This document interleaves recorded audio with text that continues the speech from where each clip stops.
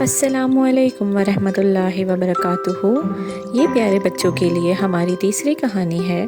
اس کہانی کا نام ہے رہنمائی کی روشنی۔ چھوٹے سے گاؤں میں عبداللہ نام کا 14 سالہ لڑکا علم حاصل کرنے کا خواب دیکھتا تھا۔ اس کے والد کا انتقال بچپن میں ہو گیا تھا اور اس کی ماں محنت مزدوری کر کے گزارا کرتی تھی، لیکن عبداللہ کی سب سے بڑی خوشی استاد احمد کی چھوٹی سی درس گاہ تھی۔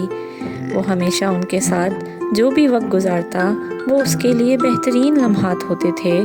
استاد احمد صرف ایک استاد ہی نہیں تھے بلکہ ایک سرپرست، ایک رہنما اور ایک باپ کی طرح تھے۔ وہ بچوں کو ہمیشہ سوچنے، سمجھنے، سوال کرنے اور خواب دیکھنے کی ترغیب دیتے تھے۔ اکثر عبداللہ کے سر پر ہاتھ رکھ کر اس کو بہت سی دعائیں دیتے اور کہتے کہ بیٹا تم مجھے میرے بچپن کی یاد دلاتے ہو۔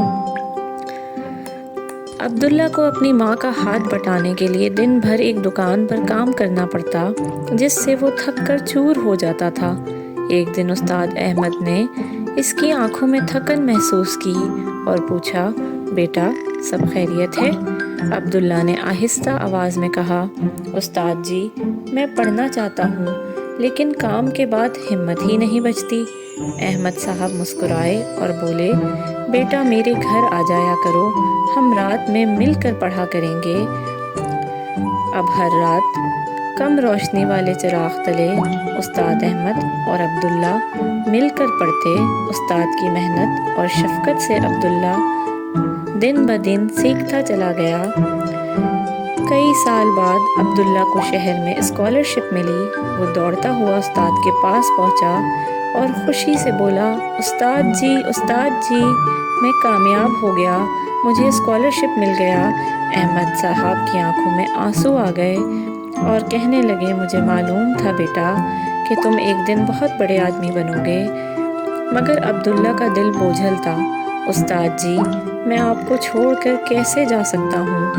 احمد صاحب نے شفقت سے کہا، بیٹا میں تمہارے اندر ہمیشہ رہوں گا، میرے دیے گئے سبق تمہارے دل میں ہیں۔ سالوں بعد عبداللہ گاؤں لوٹا۔ اب وہ ایک استاد تھا۔ وہ سیدھا استاد احمد کے پاس گیا۔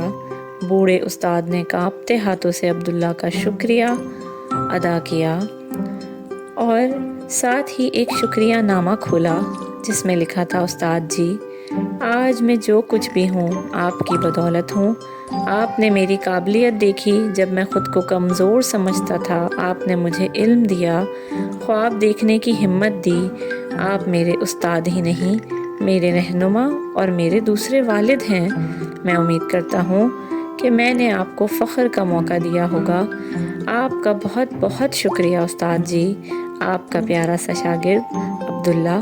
احمد صاحب نے عبداللہ کے سر پر ہاتھ رکھا اور نم آنکھوں سے کہا، بیٹا تم ہمیشہ روشنی بنو گے اور یوں علم کا سفر کبھی نہ ختم ہونے والا سفر بنے گا انشاءاللہ۔